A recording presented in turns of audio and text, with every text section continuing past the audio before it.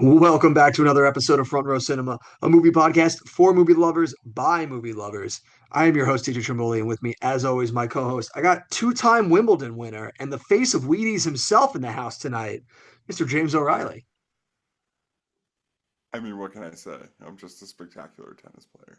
You're on another level. John McEnroe himself wishes he could be the tennis player that you are. And That's each true. week, He did say that. he did say, I'm sure I heard him say it in this movie, but we digress. And each week we take a look at a different movie from our childhood and we see how well it's aged, along with the hype surrounding the film, its box office analysis, and legacy in the film industry. So if you enjoy this kind of content, hit that sub button on YouTube, leave that 5-star review on Spotify and Apple Podcasts. It's how you help the channel grow. Jim, what are we watching tonight? So, I just have one question for you. Okay. What is the most perfect movie, and why is it Wimbledon? Like, There's just something that goes so well when you mix together sports and romantic comedies. It's yeah, like peanut butter and jelly. They just go together. yeah, yeah. No, so we're watching Wimbledon, and I think this one's really interesting because it's one of those like early 2000s movies that I think has like completely fallen out of the public consciousness. But It was ever in there to begin with. I feel like there's people out there who this is like one of their favorite movies. I don't know. It's possible. I guess we'll have to wait until we see those user reviews. That's right. We're doing the 2004 sports rom-com Wimbledon, directed by Richard Longcrane and written by Adam Brooks, Jennifer Flackett, and Mark Levin, and starring Paul Bettany and Kirsten Dunst. Now, you know it, Jim. You're goddamn right. I got the DVD for Wimbledon. Oh, nice. Oh, yeah, we got it. And we got our lovely little log line here on the back. And it reads Pro tennis hotshot Lizzie Bradbury is a rising star who lives to win. But when she falls for a long shot contender, Peter Colt, amid the glitz and glamour of Wimbledon, Lizzie discovers it's not if you win or lose, but how you play the game of love. Oh, Top notch. I think it's Top. interesting because like that DVD tries to frame her like she's the main character of the Yeah, and movie, she's and not. she's Look, definitely not. yeah, this movie is definitely from Peter Colt's perspective, so like very wild Yes. that they went with that turn. That's like somebody knew to write the blurb, but they didn't tell him about the movie. Like they just gave him like a little bit of it, and he's No, like, it's ah, like they were like, you know who's gonna buy this DVD? Women. So women. let's make it about the woman on the blurb. He just saw Kirsten Dunst as the top build, and he's like, it's got to be from her perspective, right? Yeah, I mean, and she's a pretty important character, you know, she She is. is. I mean, listen, it takes two to tango in a rom com, so very important. What I know this wasn't a first time watch for you, but when did you first come across this? Did you see this back when it first came out? Oh yeah, I don't think I saw it in theaters, but I definitely would have. This feels like when I would have watched like on the movie channels or like rented, like pretty soon after it came out. Yeah, Gotcha. All right. Yeah, no, I mean, I knew this movie existed, but it was never one that I sought out to watch. And then eventually I got it in the collection just because I found it at a thrift store for cheap. And it was always one of those ones that would sit in contention to be watched, but never like ever had its day. So yeah. I was very happy that we finally got to come across it here in the podcast so that I could throw it on and finally get this Yeah. one And notched I'm in the gonna belt. dive into this now. Okay. How many people were like, did you know the depths that this movie went to in terms of like actors and actresses? Yeah, no, there is a surprising amount of people that would go on to like be pretty big names. We were watching it, and when the credits were rolling in the beginning, I would be like, "Oh shit! Oh shit! Yeah, Oh right, shit!" right. Like Like it James literally, it, McAvoy's in this movie. it was funny as though it was not saying their names. I literally went from being like, "Oh shit, Professor X," like, "Oh shit, Jamie Lannister," like, "Oh shit, fucking King Theoden," like, no way. Yeah, right? Pretty Like amazing. fucking like Sam Neill, like let's go, Yeah, bro. Sam Neill. You didn't even say Sam Neill. Dude, Yeah. fucking Alan Grant's in this, like let's go. Yeah. Is that Dr. Alan Grant? Alan Grant, just like an all-star cast, like oh fucking John Favreau, like what? Yeah, John Favreau, right.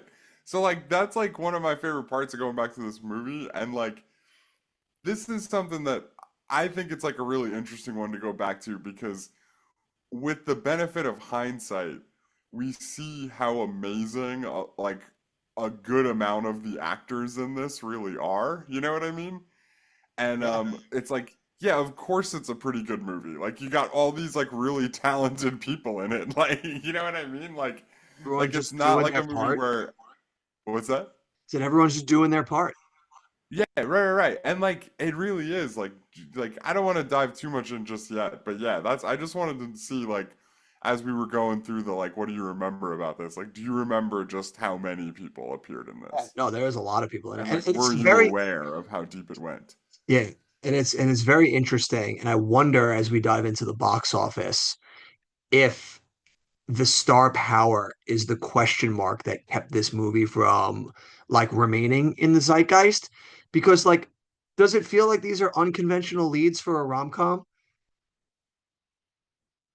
More so Paul Bettany than Kirsten Dunst. Yeah, in 2004, I wouldn't say Kirsten Dunst is like a crazy choice. Oh, I Paul I'm I Bettany think is more Paul definitely Bettany. not like Yeah. super famous in 2004, right? Not even super famous, but I guess just like unconventional wise in like attractiveness. And I don't mean to say that Paul Bettany is like not an attractive dude, just that usually when you get your rom-coms, you're putting like smoking hot dudes in these movies. Like your Matthew McConaughey's, you're like so like it seems Yeah. unconventional, like throwing Paul Bettany in here. And I wonder if that's why, this movie kind of doesn't have that lasting impact in the zeitgeist. Because Jim, I gotta ask, is this movie better with Chris Evans in the Paul Bettany role? Uh, so like question, because I think a big part of what makes this movie go The is the fact British that yes, that he's aspect. British. So is Chris Evans like Can Chris trying to speak in a British accent? can Chris Evans pull off a British accent? Do we know? Have have we ever seen him do a British accent? I'm trying to think. I I don't don't know. I think don't. so. I don't. I don't think so. But So here's the I don't test, Jim. Like know. you want to talk about how star-studded and backed up by Chris Evans you are. Like, do you trust in him to play a Brit? I don't know that I trust him to play a Brit, but as I'm thinking about this, I think that you've missed the mark. Because what I want to know is this movie better with Chris Evans playing Jake Hammond? Is You it would not like so much better with Chris Evans playing Jake Hammond? it would be pretty good. We'd have to throw a couple more scenes his way to really like let him hype up his antagonism. Or the practice partner, honestly. Like maybe you make the practice partner American because I'm not sure I want to see Chris Evans do a German accent either. You know, like I'm Yeah, not I'm not so sure. oh yeah, fair. That would be yeah. We I don't we want our Chris Evans American. Like it just flows better. Yeah, yeah. So I don't know. I don't know that I would put him in the Paul Bettany role. I think I would, and I think that Paul Bettany's actually kind of the perfect guy for this movie.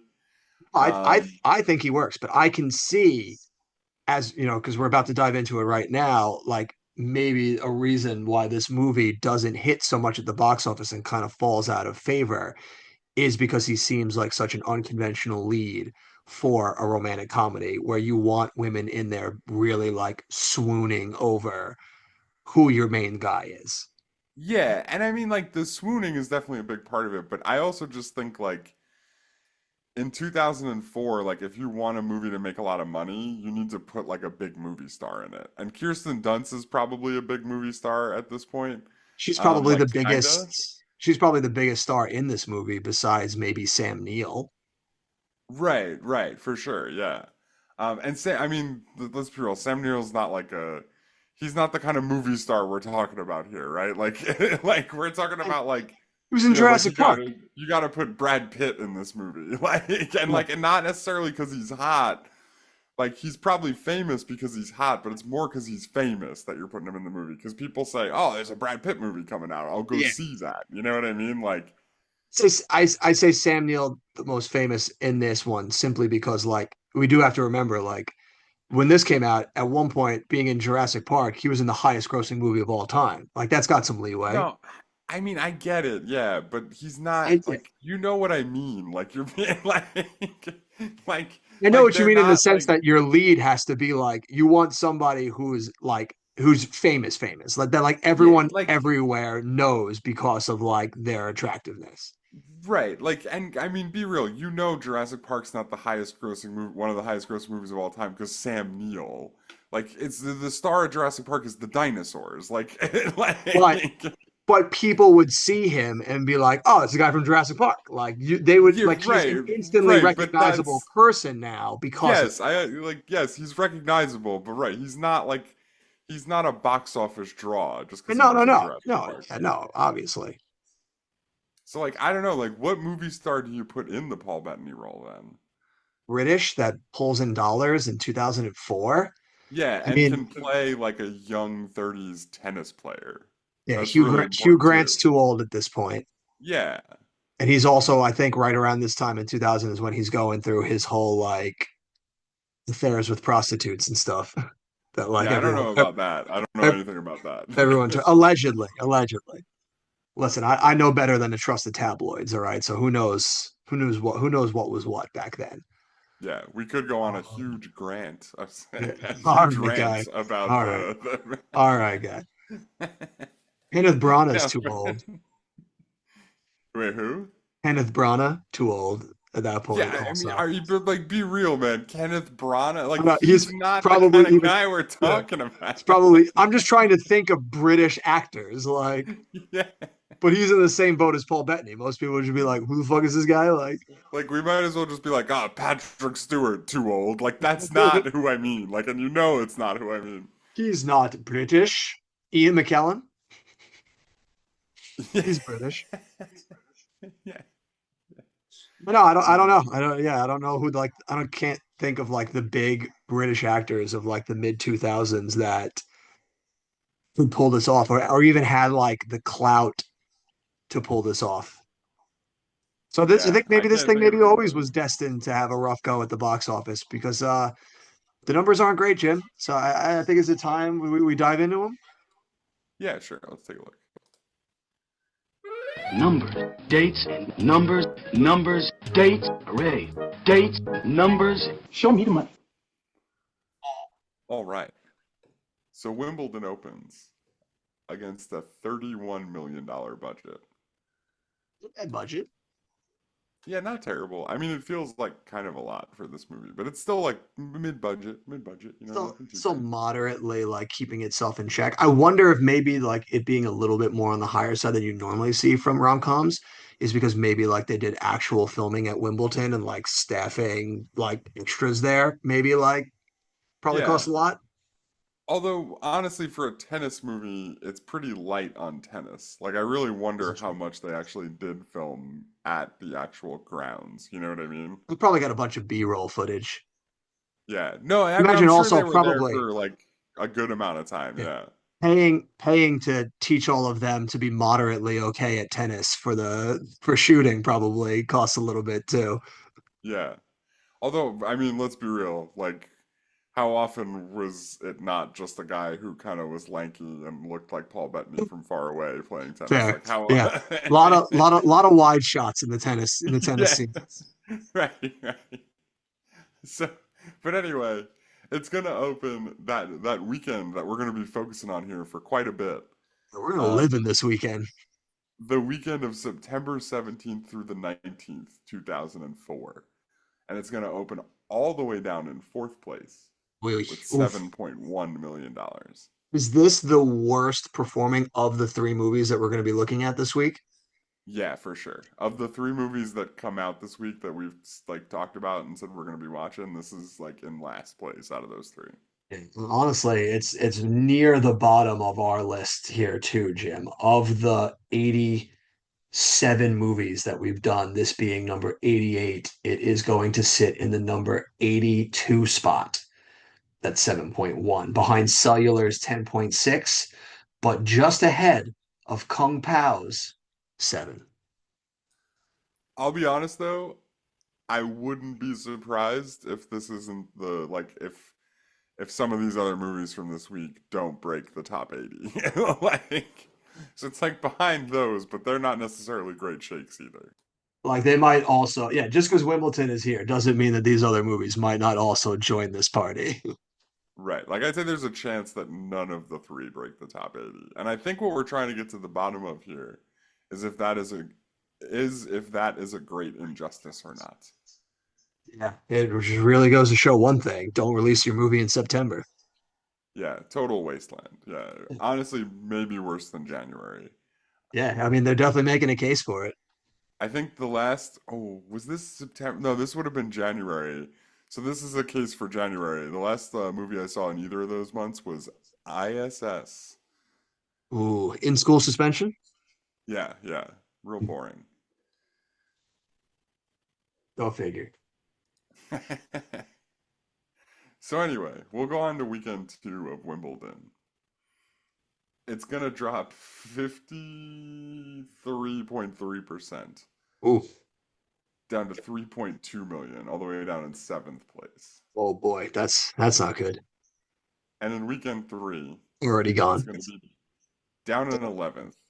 Oh man. 47.7% drop to 1.74 million. Oh, see, Jim, so even back then, this movie just had no staying power or was ever like in conversation to be a part of the zeitgeist. Like 2 weeks, this movie is joining other movies like Kung Pao, Eight Crazy Nights, and Dumb and Dumberer When Harry Met Lloyd.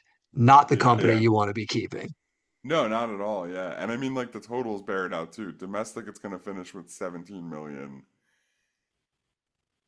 well below that $31 million budget. Yeah, that's not good at all. International, it's going to finish with 24.7 million for a Yeesh. worldwide total of $41.7 million.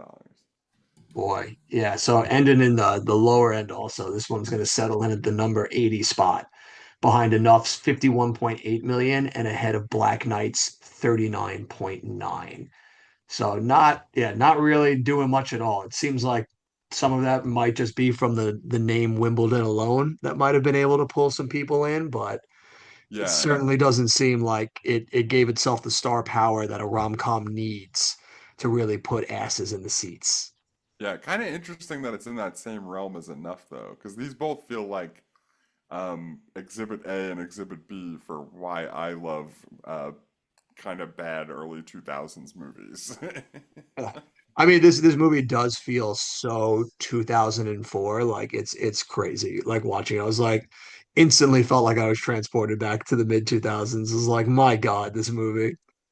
Yeah. It's like Yeah, but unlocking a time anyway. capsule.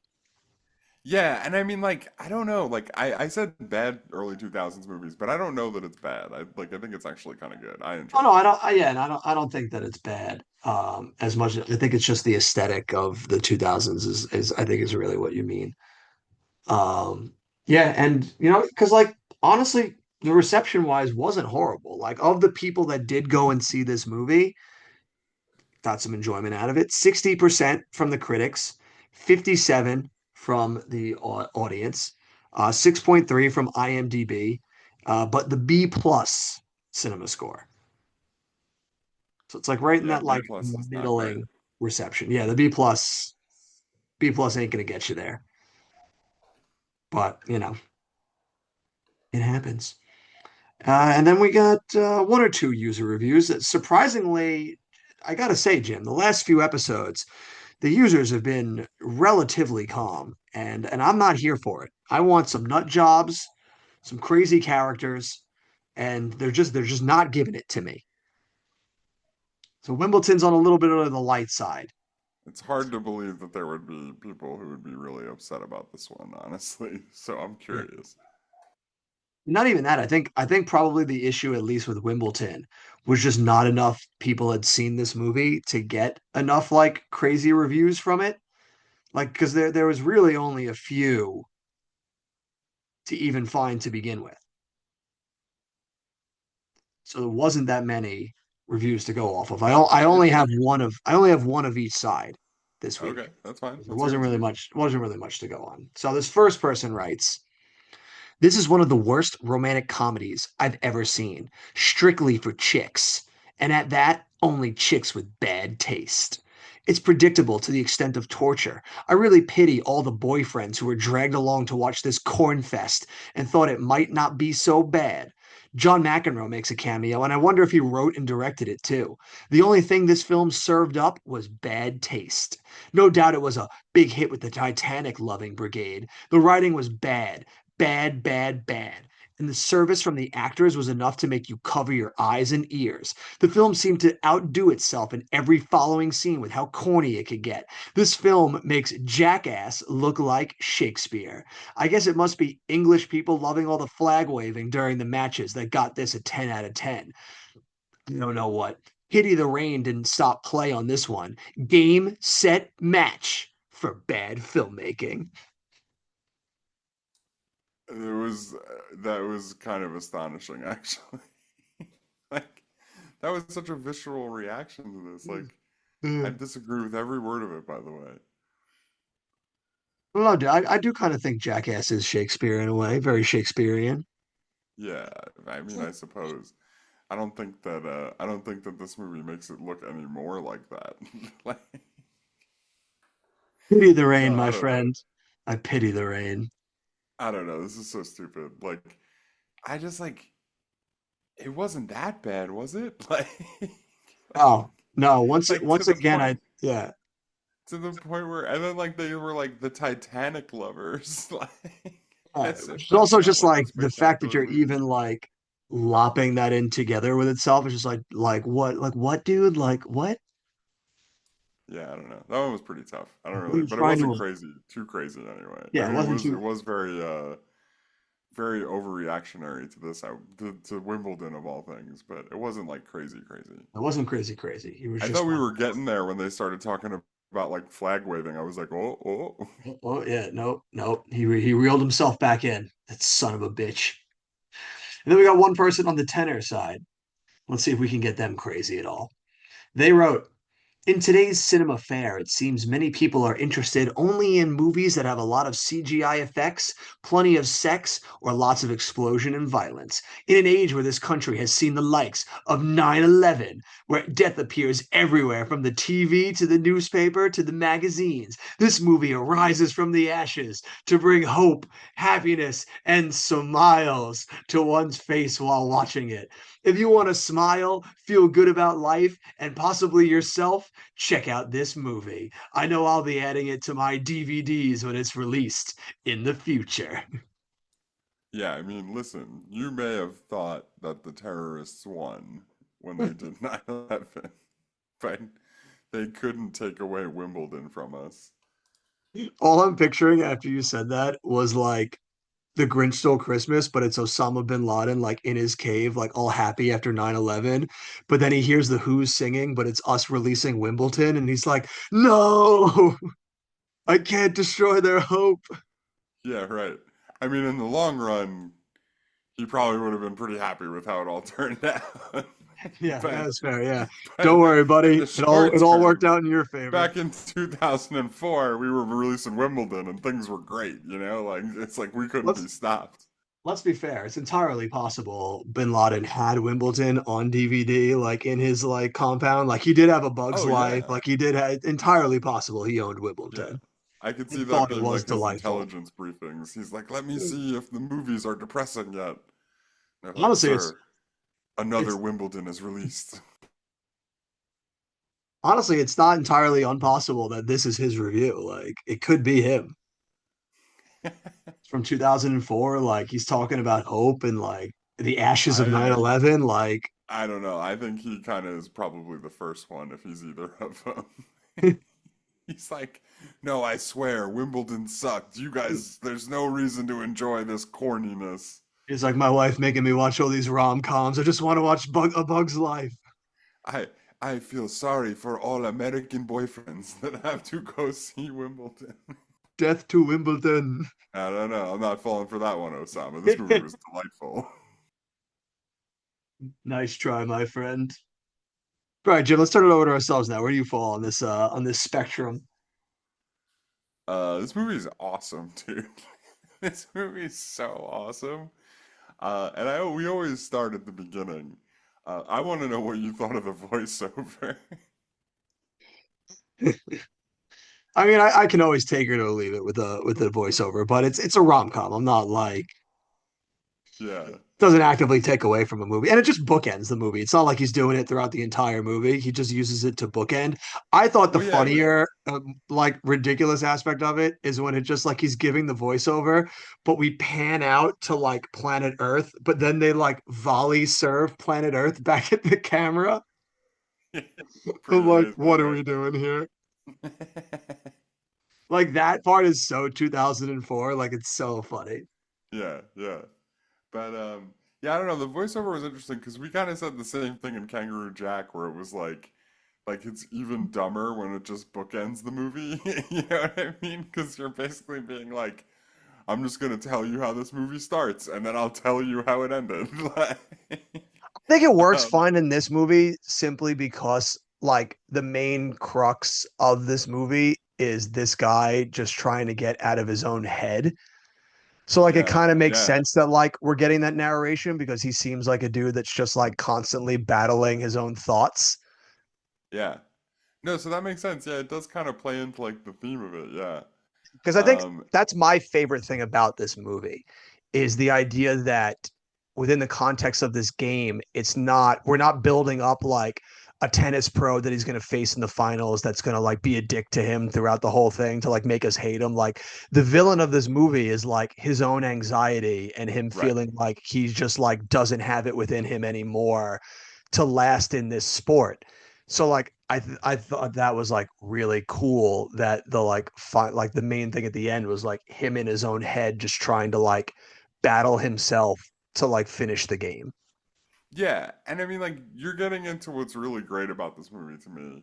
And it's the kind of thing that back in the early 2000s, I think, like, they did, like, a lot more consistently. Like, this movie's, like, about something. You know what I mean? Like, it's like a guy who needs to learn, like, that, like, everything you just said has always been his biggest problem. He needs to just, like, relax and, like, find some balance in his life. And he's like a dude who's like given up on life in the beginning. You know what I mean? He's like miserable. He's just losing tennis matches.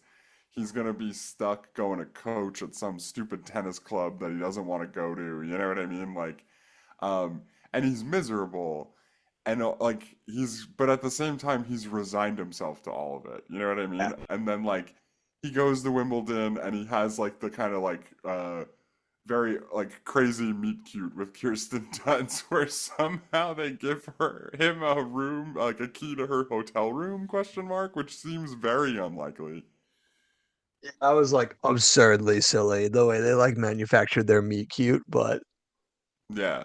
But he like, the point like he meets the girl and then like kind of realizes that life is worth not giving up on. And then all of a sudden like everything in his life starts to get better because he's like actually enjoying it all again. You know what I mean? I like how they And took like the storyline basically from the Seinfeld episode where George stops having sex and everything great starts happening to him.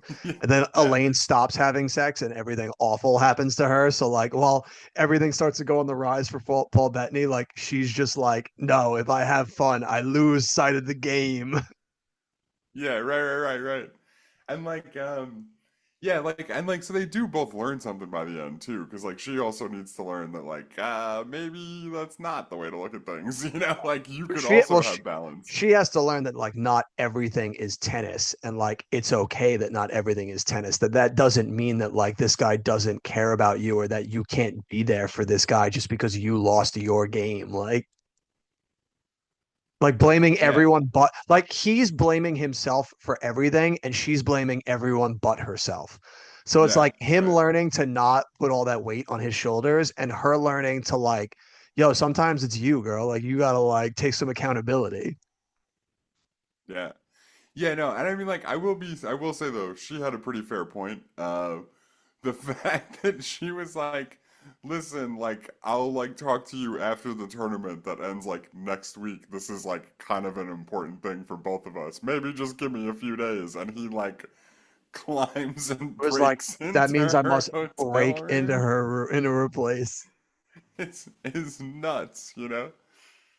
Jim, how many times do you say it when we do romantic comedies? Like the main character like always has to do something crazy. Yeah, he always has to do something that in real life would get you thrown in jail. Like, Not only thrown in jail, but not win the girl in the end. She absolutely would get on that plane and leave, no matter what you said right, on ESPN. right. She would take out like a restraining order against you. Yeah.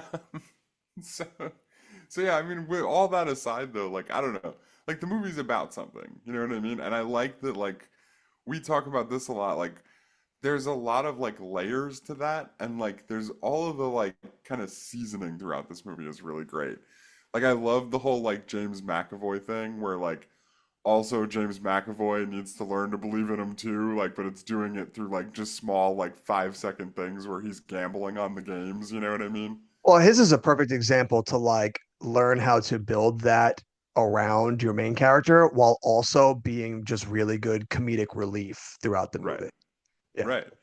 And same thing with the parents too. You know, even the Yeah. parents like go through that same thing, and the dad like says it pretty explicitly toward the end with like, yeah, you know, like you're like you being successful and you like becoming more yourself and coming into your own is reminding me that like reminding us your parents that we love each other. You know what I Yeah. mean? Like, They had a good payoff too, where like he comes in the beginning and you think you're hearing them have sex, but it's just like his brother watching porn. But then at the end, when he does it again, like it's actually his parents having sex in the kitchen.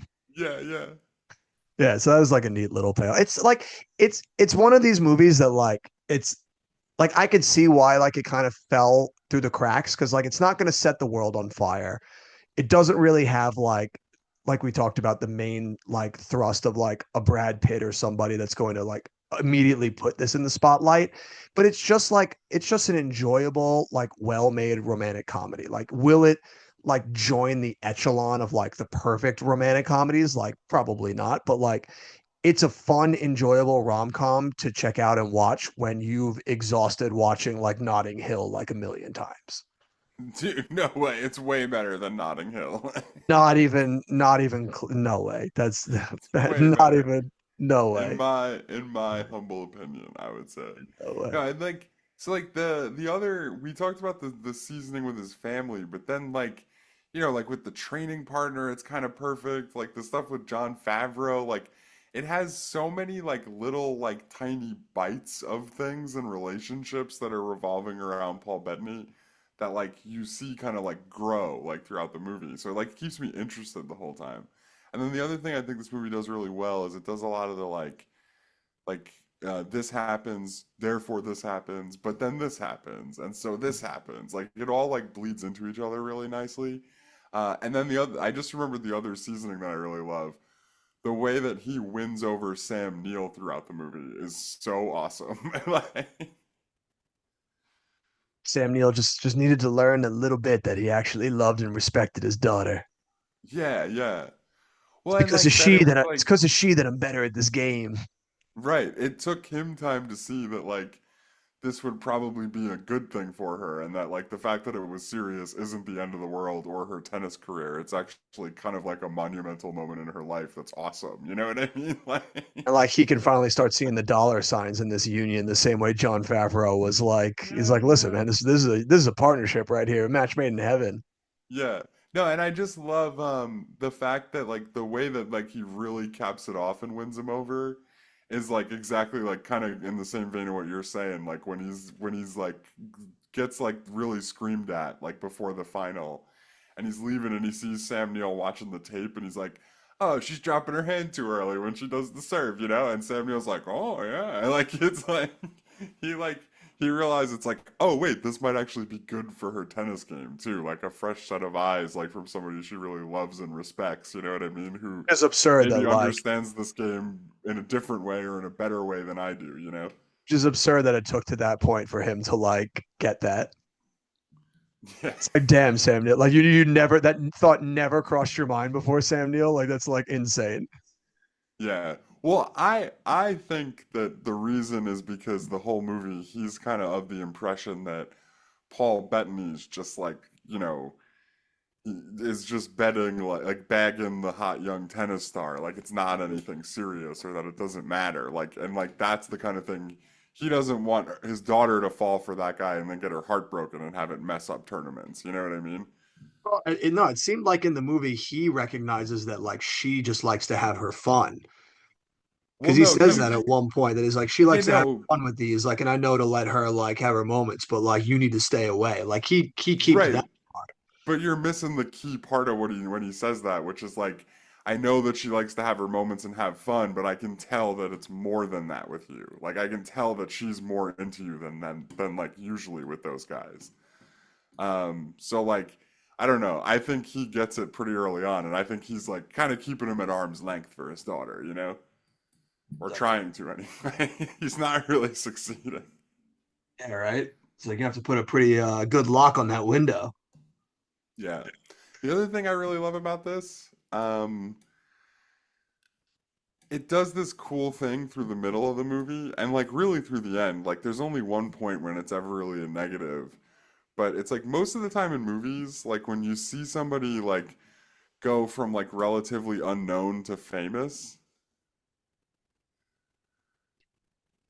most of the time when that happens in movies, they're like, but actually, there's a dark side to this. It's actually really bad. And then, like, you think it's going to be cool, but it's not that cool. And in this movie, it's just kind of like, no, like, if you believe in yourself and succeed, it's like actually pretty cool. Like, you know what I mean? Like, you get to, like, go to cool parties with, like, hot chicks like Kirsten Dunst and, like, have a good time. And, like, there's only one point when it's really negative, which I guess is when the picture leaks.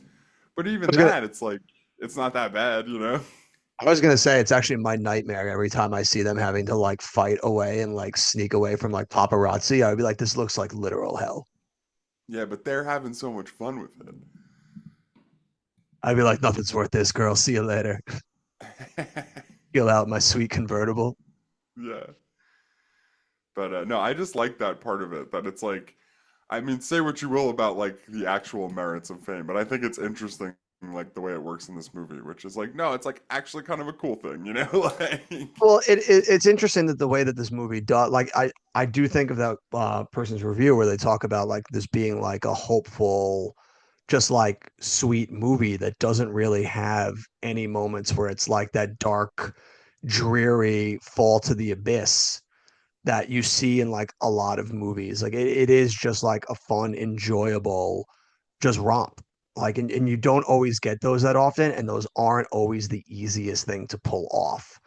yeah, So when you see a movie do it, it is always like a lot of the times like a breath of fresh air. Like, and it's interesting too that a lot of the times that you see it happen is in sports movies. Like, like I feel like is there a better melding of genres than sports movies and romantic comedies? Like, there's so many good ones. yeah. I mean, that's fair. I mean, like, I guess the way I would put it is like, I think it works for it to be like more of a romp because you can have a lot of the drama be through the winning and the losing of the game. You know what I mean? Like there needs to be less ups and downs in their relationship because like if their relationship is up and it's kind of getting Paul Bettany's character to believe in stuff again, you can still have ups and downs throughout the tennis match. You know what I mean? Like, um, but then he Keep still it on the wins the field. tennis match, and like that can carry you through like a good portion of the movie. Yeah, Listen, it's the best story running in the game is a hot shot up and comer that yeah, gets involved with the old stud, Bull yeah, Durham, yeah. Wimbledon, for love It's of the also game. like it's also pretty interesting because like there's like something awesome about this. Like we talk about the bonus movie all the time in action movies, right? Where like I think maybe the reason they work well together is for this kind of thing where the rom-com ends. Like for all intents and purposes, like he makes that speech at the airport and then she comes and finds him and it's like movie over. You know what I mean? Like But then we get they the don't even whole tennis necessarily need to match. say a word at that point. They could just like kiss and it's like, oh yeah, cool, we get it. Yeah, end the movie, amazing. Um, kind of like how Pretty Woman ends, honestly, too, where like he just picks her up and like it's a grand gesture and then the movie's over, you know? Yep. This movie's like that happens, and oh, by the way, we still have the final of Wimbledon to Yeah, go, baby. Like, we there's still like got the 15 match. minutes left, and it's gonna be pretty intense. That is like a really good portion of like this genre is you get extra little that extra little seasoning on the meal. Yeah. It's the Bohemian Rhapsody, dude. The movie's over, and then they're No, like, and don't, there's a 15-minute concert at the end. don't. I thought we agreed you wouldn't bring up that movie in front of me anymore. Like-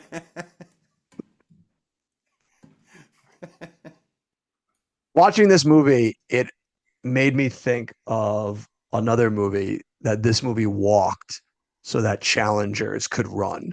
Did you see Challengers? No, I don't think so. What is that one? Ooh, all right. So you should see Challenge. It's a movie that came out last year with Zendaya, where she is a tennis prodigy that gets involved with these two young studs that also are like on the rise tennis people. And it's Uh-huh. like a three-way love triangle of these three as they're growing in the tennis ranks. And the three of them like just constantly have this like romantic relationship between the three of them. And it culminates like in one of the best like sports events like that also like has cathartic moments for the three of them that I've Huh. ever seen in a sports movie. Like it is so goddamn good. It's amazing.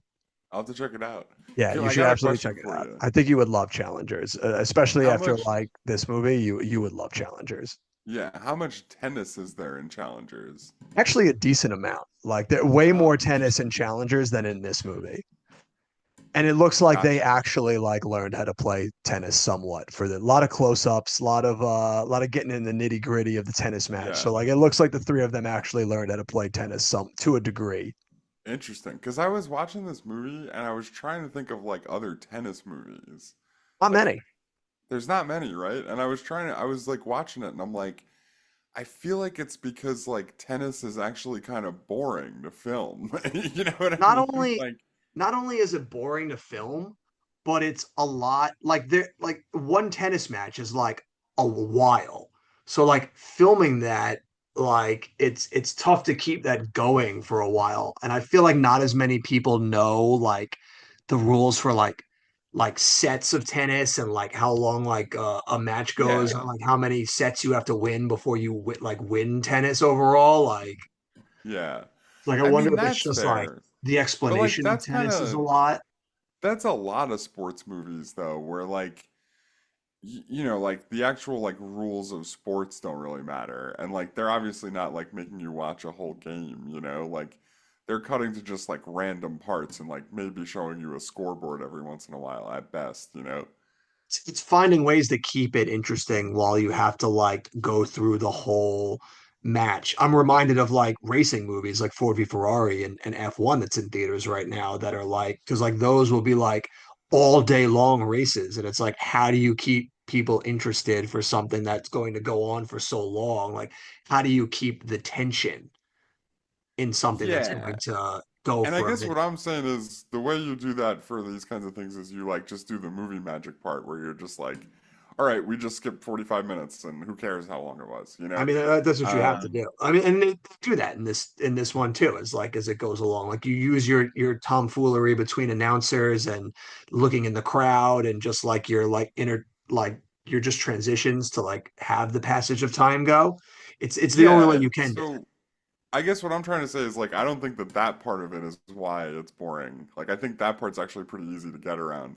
I think that like it's just like you It's the brought up sport in general. F1 and or like Seabiscuit is another one I would talk about where like I think that what's actually happening in the match is just like inherently more interesting and like you know you can film at a lot of different angles that are cool and like I think I wonder if like tennis is at the end of the day just like two people bopping a ball back and forth and it's kind of like how many angles of this can I really get? You know what I mean? Uh, yeah, and Like especially like for like how filming can it I keep here. the visuals of this interesting in a way that are is much easier to do with race cars? You know Yeah. what I mean? Not only like keeping the visuals, but like filming it in a way where you're not giving it away that it's not your actors on that stage doing that because they're not world star tennis players. Well, yeah, maybe that's part of it too. Like you're saying, like if they learned how to play tennis really for challengers, maybe that's like you can get a lot more out of it that way. I don't know. It's possible. But yeah, not many, looking at it, not many like big tennis movies. Like a lot of like, it looks like either like documentaries or like straight to streaming shit. Like the only like big actual tennis movies I see here are Wimbledon challengers. That movie Battle of the Sexes that came out with Steve Did Carell you and Emma Stone. do you see Match Point there? Match Point is that was going to be the next one I was going to say. And then the last big one is King Richard, Oh the yeah, slap heard round the world movie. yeah, that's fair. Yeah, I so not so yeah, you know what the blacklist is, right? television show, No, not the television show. The like list the, of s- scripts. the screenwriting service. Yeah, Yeah, like when they like release like the blacklist every year. yeah. I read one of the blacklist scripts a couple of years ago was a tennis movie. You ready for this premise? Okay. So I don't remember what it was called or who the writer was. Otherwise, I would say I don't remember that. I read this like years ago. Um, the premise of the movie is that it's kind of like a Paul Bettany tennis player, honestly. And it's a woman tennis player. She's like getting a little past her prime. She's like thinking about hanging it up. You know what I mean? Yeah. And she goes to I think it's like the U.S. Open, but it's like one of those big tournaments, you know. And she gets matched up against the number one player in the world in the first round. She does the match, gets totally blown out, right? And Okay. then wakes up, boom, Groundhog Day. Oh my God. They go Yeah, around. So like she just has to learn how to be a better tennis player. yeah, she needs to learn how to beat, like, she has to beat the number one player in the world in, like, the opening round of Wimbledon. Oh my God. And it's just like the first time she goes out, she just gets like trounced. You know what I mean? Oh Like, my and then she God. just like goes about her day, like goes to sleep, boom, Groundhog Day. So stupid. Dude, I would watch that movie a million times. Oh my God. It's It's like so funny. it's so absurd. Yeah, absolutely. Incredible. You want to know like the best part though? Incredible. What? Yeah, let's hear the So best part. the movie, you know, it goes how you would expect. Like first she gets pissed off that it's Groundhog Day, and she's like, then she just gets real tired of Groundhog Day in general. She's just like, man, I don't want it to be Groundhog Day anymore. And then she's like, but what if? What if I could beat her? So she starts doing like Oh my God. she just starts doing like what was that? I can't believe I can't remember the name right now. The Tom Cruise movie with Emily Blunt, Edge of Oh, Tomorrow. Edge of Tomorrow. She starts doing like a Edge of Tomorrow esque like you know like every day she starts talking with like her coach, but she starts from like a point of like knowing more than the coach does, and like Oh I my don't think she God. ever tells the coach it's Groundhog Day, but she like consistently gets better and better at like get beating the girl, Oh man. That's got to be and such a silly. Yeah, go on. she finally wins. She like against all odds, like has finally like gotten to like the point where she can beat her in a tennis match and she wins. Okay. She goes to sleep, boom, still Groundhog Day. How does she get out of Groundhog Day, dude, if not by winning? Like, what does she need to do? How does she get out of it? Do you remember? It's like she needs to do the kind of like Paul Bettany thing. She needs to like come to grips with like whatever fucking stupid shit. I don't know. Like that's not the Got to learn that it's okay to not be the best player in the world. Yeah, the real thing is she needs to fall in love with the game again, similar to how Paul Bettany needed to fall in love with the game again by My banging God. Kirsten Dunst, you know? I would imagine beating the number one ranked player in the world would definitely give you that love for the game, but okay, No, but that's sure. the thing, dude. It didn't. That's why it was still Groundhog Day. That's why. So dumb. So dumb. Yeah. I would that's got I'll see if that's I can find that script. I'll send it to you. It's definitely yeah, worth a it read. sounds hilarious. It does sound hilarious to read. That's another got to be one of the silliest genres that's become a genre unto itself is the Groundhog Day movie. Yeah, Groundhog Day. They've really done like so many versions of it by now. Yeah, they fucking love it. Tried and tested for a reason. Are they ever making that third Happy Death Day movie? Let's hope not. Please. Happy Death Day to You was incredible, dude. Happy Death Day to me. Just kill me now. What would the third Happy Death Day movie be called? Blow out your candles. Nah, that was bad. We'll come up with something. I'll get back to you. You workshop that one. Is there anything we haven't touched on yet that you feel necessary to bring up for Wimbledon? Um, nah, not really. I think we covered it all.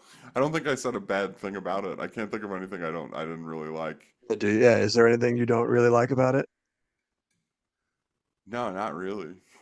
There's like nothing I can come up with. It's like almost perfect in my eyes. Jesus.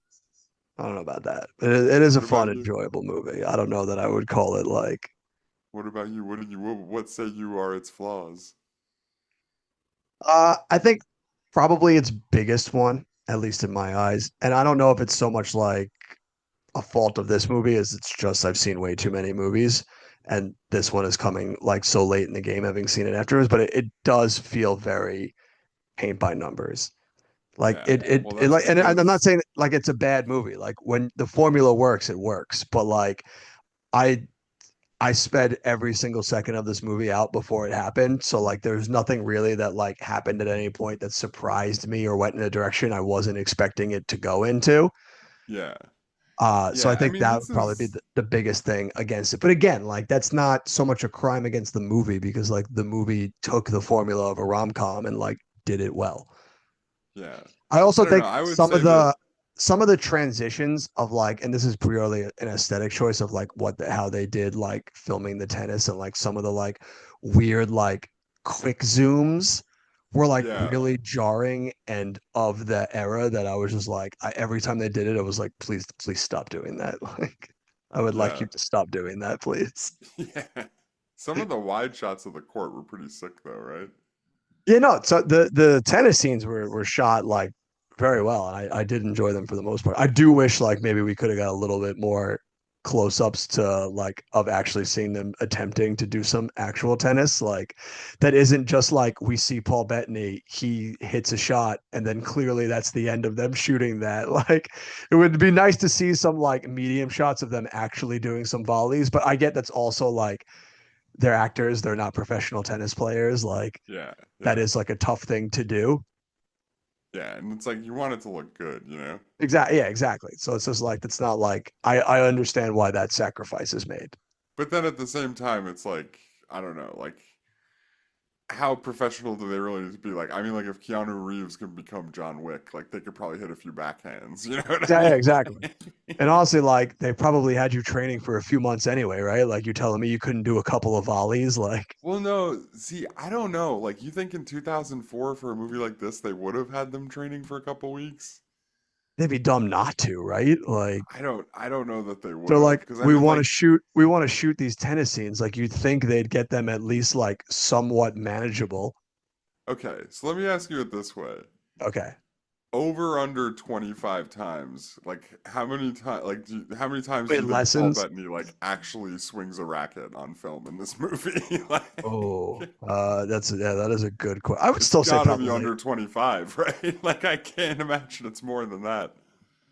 I don't know. That's good. I would probably say like right around there, maybe a couple right around there. If it is over, it's like maybe only over by like one or two.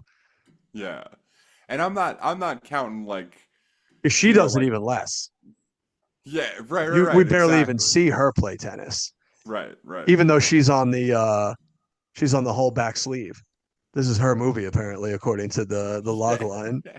I'll tell you what, it's definitely not your movie when your story ends by the male lead being like, and by the way, she did win Wimbledon. Yeah. Like, Yeah, that's also crazy that it's like like they couldn't even show her win Wimbledon. her It's whole like journey almost was to be yeah, her whole journey was to be the best in the world, and then like it just cuts to her having two kids, and he's like, by the way, she won yeah. Wimbledon twice, and it's like, when, dude? Yeah, right. It's like, when did you guys have those kids? Her Yeah, tennis career would be over after over. having two kids, man. Yeah, Like, there's no way. it's like, what the fuck are you talking about? Yeah, absurd. Yeah, like that fucking bookend is so funny. Yeah. Yeah, it's Oh like man. up there with Unbreakable when like they just have that text appear on the screen that's like, and he went to jail. Yeah, Like, yeah. it's like up It's like there with that. it's like such an unnecessary bookend. Yeah, yeah. It's like just show It's the just two of you guys at the top of your game playing tennis, like and winning things. Like why did you have to be like we're teaching the next generation? Like, and by the yeah. way, she won it all. I'll tell you why though, dude. I watched this movie with my girlfriend, and like the kids at the end was like the like It's the that was all what really moment. sealed the deal for her. You Yeah, know what I mean? yeah. Like that was, The women they want to know they can have it all, the career and the family at home. yeah, exactly. You Two can kids. win I had Wimbledon two kids twice. while winning Wimbledon twice. What's your excuse? Yeah. Another thing about this movie, all right, here's maybe a thing I didn't like, okay? So like a little bit we're talking about there is that ending. Yeah. This is Kirsten Dunst's character's first Wimbledon, right?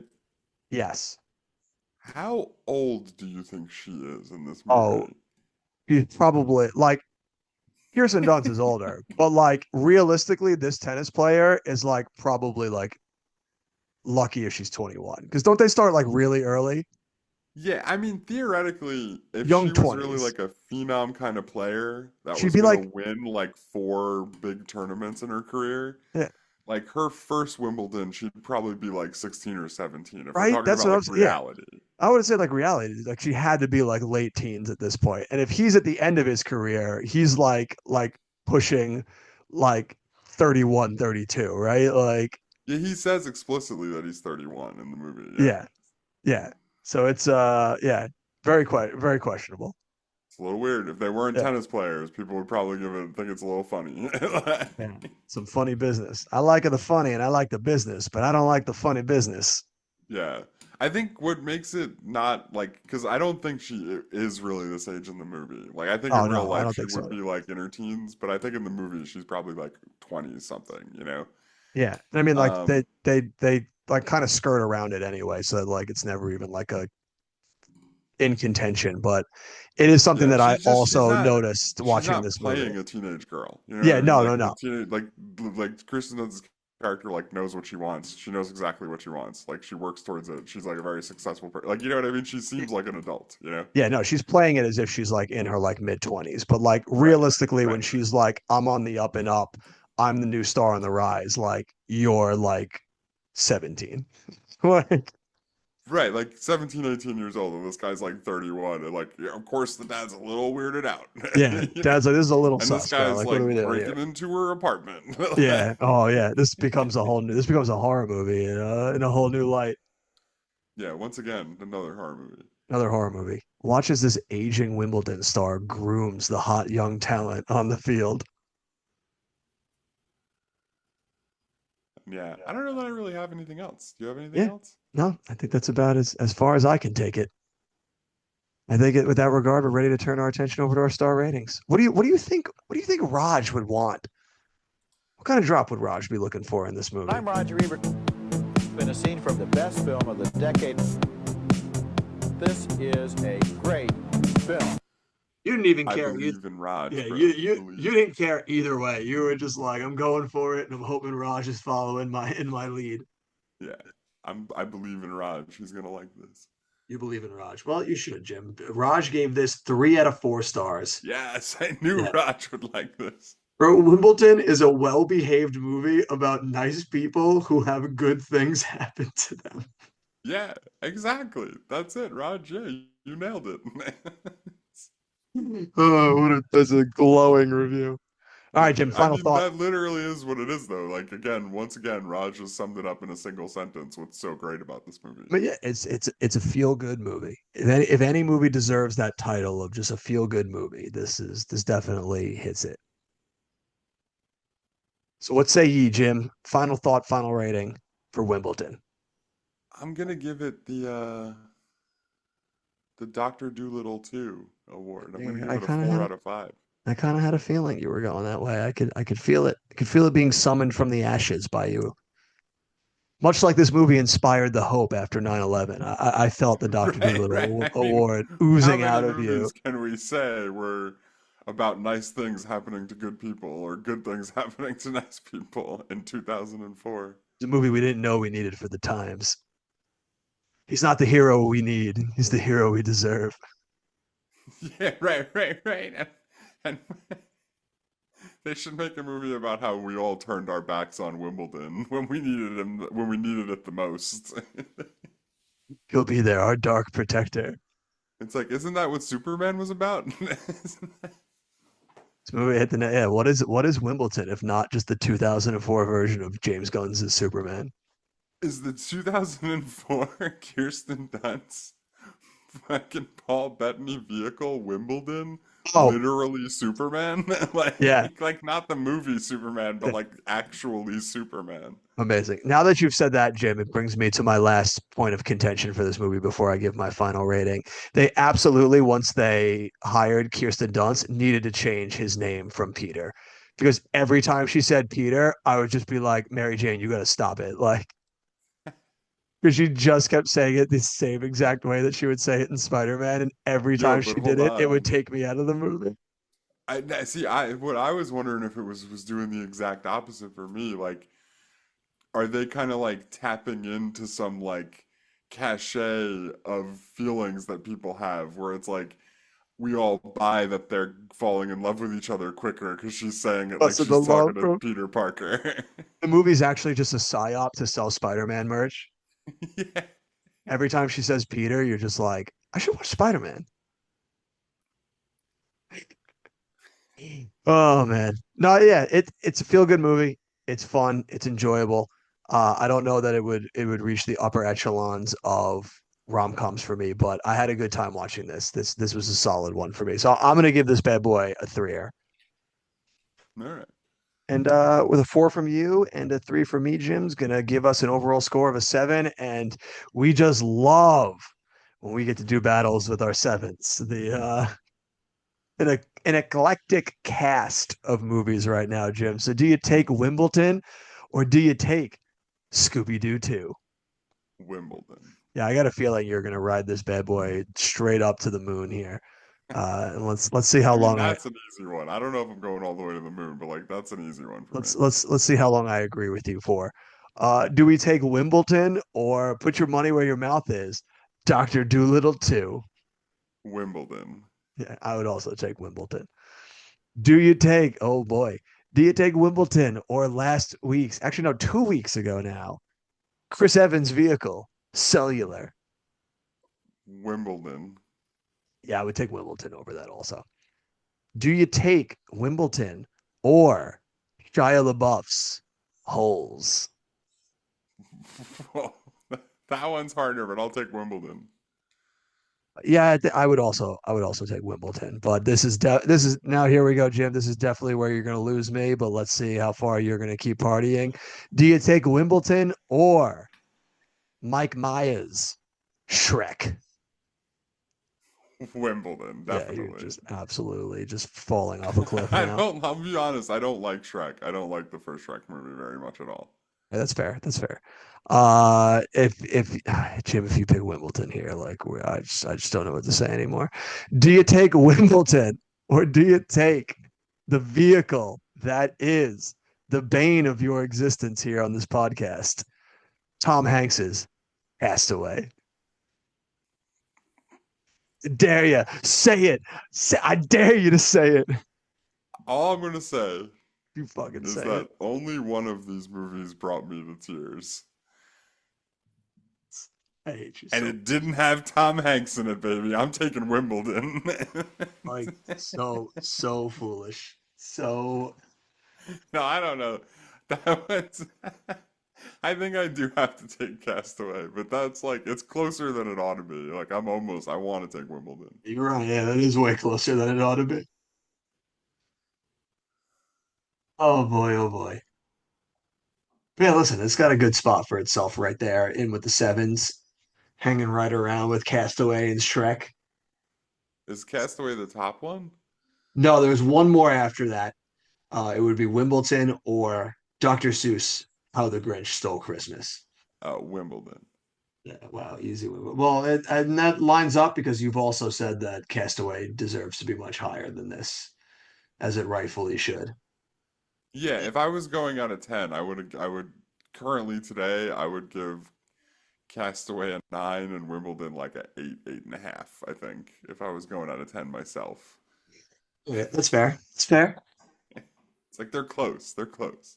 That's a fair enough assessment. I'll allow that.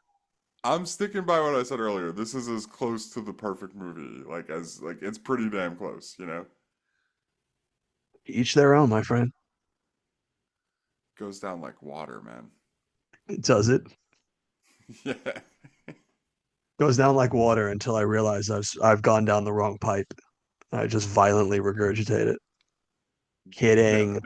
Kidding. not at all. It's a smooth drink of water on a hot summer's day. Ooh, ice What? in the water. Ice. No, it's like you took it out of a cooler. Ooh, oh, all right. So it's like ice Oh, cold, job for and this it's guy. got like all like This guy's got the himself a cold fancy cooler for his the waters. All cold right. sweat on it too, you know what I mean? Like it's like one of those kind of water bottles where like it was water in cold water. Oh wow, man. Fancy guy's got water in his water. Fucking exhibit over here. We noticed you like water, so we put water in your water. Yeah. Yeah. You know that fancy thing, that fancy invention, the cooler, that's not readily available like in every American household. You're Can't have totally none of right. those doodads. Crazy guy has got a cooler. This guy, what will they think of next? Whatever the fuck I want. All right, bam, take it easy. What do we say was our next one, Jim? What were we partying with? Was it Mr. 3000 or Sky Captain and the World of Tomorrow? I think Sky Captain's got to be kind of the finale, right? Finale? That would be fine. That is the one that we saw in theaters that weekend. So it makes sense to maybe we make that one the crescendo. Yeah. Okay, all right. I'm So curious, like, what do you think about like what do you think do you think you're gonna keep do you think you're gonna take Wimbledon or Bernie Mac's Mr. 3000? Like, where do you think it's gonna I fall in can't that? see a world where I take Mr. 3000 over anything. I do not remember liking that movie the first time I saw it. I can't believe they released two sports movies in the same weekend. Like, Yeah. just I mean, two very different sports movies. yes. I think the only thing that might be a saving grace from this is that I think Bernie Mac is very funny, so like he might make me laugh a bunch throughout the movie, but I can't imagine like the actual like plot of the movie is any good. Will Bernie Mac's comedy outweigh just the raw chemistry between Kirsten Dunst and Paul Bettany? I don't know, but I think not. that is an amazing question to hang over the people's heads for them to stew on for an entire week, Jim. I applaud you for that.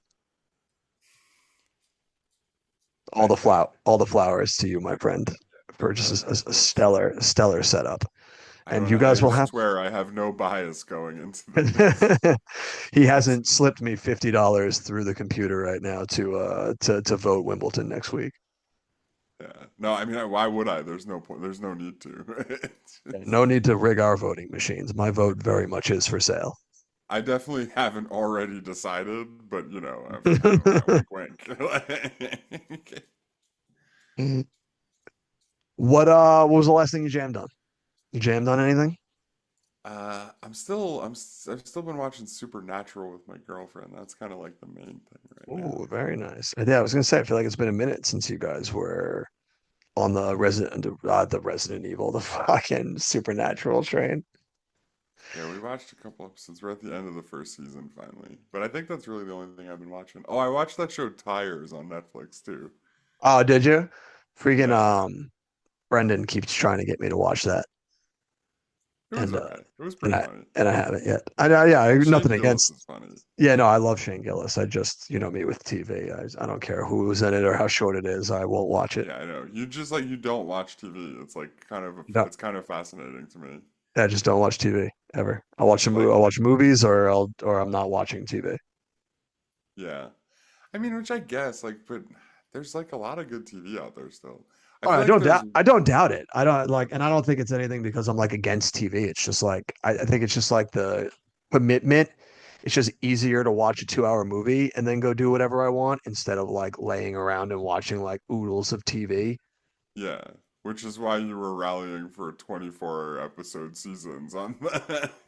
Listen, I can still fight for the cause. I just don't need to like be a Yeah, part of it. yeah, you're like TV's just so inaccessible. Who's got the time? But they should also make them 4 times as long. Listen here, Jim. All right, I'm an ally. All right, I might not watch, but I'm an ally. Yeah, and that's all we got for you this week, people. Make sure, as always, to go out, form your own opinions for these movies, and join us here next week when we dive into the classic, maybe question mark, possibly that is Bernie Mac's Mr. 3000. And as always, we'll see you at the movies.